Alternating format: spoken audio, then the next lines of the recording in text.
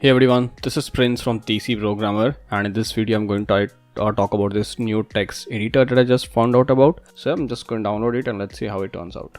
Okay, so the process actually looks pretty simple. You have an MSI, which is a package installer. Just click on it and it should be installed.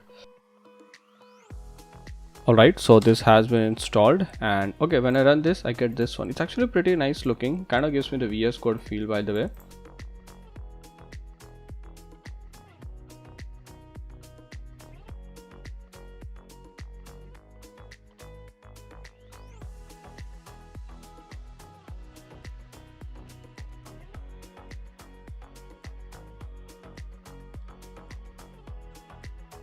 Alright, if we talk about Lapce, I think that's how I should pronounce it. Then it is an open source editor, obviously, as you can see, and it's actually pretty fast. The reason is because it's powered by Rust, unlike VS Code, which is actually based on Electron, which is based on Node.js, so it's kind of a web view stuff. Other than that, it says that it supports remote development, which is nothing new for VS Code. There is a plugin system, which again is nothing new for VS Code, although the plugin system is a little bit interesting because you can write plugin in whatever language you're already familiar with, other than going with a specific language.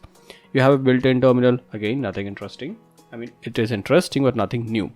Other than that, it says that there is some support for code completion, diagnostics, and syntax highlighting, stuff like that. But to be honest, as of now I don't see that much at all. I mean, there is no code completion at all. I won't say much. Even if I'm typing something, there is no completion, there is no auto suggestion, nothing, no matter what I do. So okay, maybe it will come along over time. It's not like I'm complaining, it's still in beta, so that's there. Other than that, if you take a look at the editor itself, it's very simple. You have this terminal right in here, you have a search option, you have this error options here.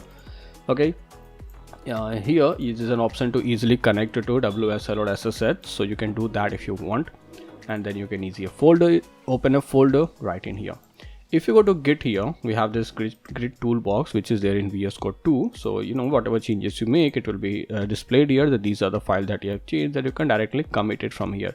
But there is little issue here, because as like this project itself is a Git repository, but even though I make changes and I save it, it's not reflecting here. It's not saying that these files have been changed, while it should do that. So that I think is a problem, maybe in my system or maybe with the editor itself. But again, just as I said, it's in pre-alpha, so can't complain about that much. If you go to extensions, like I have installed a couple of the extensions as of now, but as you can see, there isn't much available right now. You have a couple of them for the syntax support, like Rust, C++, Python, etc., but nothing much interesting. I have installed a couple of these themes, but to be honest, I like the default dark theme as of now. If you want to see, I can switch. So this is the default theme, which is Lapce dark, and to be honest, it is a lot like OneDark Pro or OneDark. I mean, you don't even have to add Pro. So we have Dark Forest, again, nothing much. It's not something that I like. Maybe you can like that. And then you go to theme. We have Monokai Pro, again nothing that I like. And one last one that I installed was this Sweet Raw. So maybe if you want, you can like this too. So this is there. If Lapce is pushed right now with this thing, I mean, if there are a lot of plugins available, if there are a lot of customizations available, then to be honest, this could actually be a very good alternative with VS Code.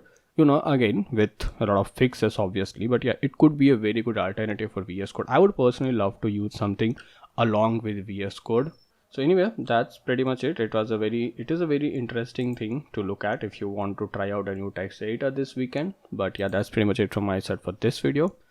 I'll see you soon in another one. Till then, keep coding, keep loving, keep shading, and peace.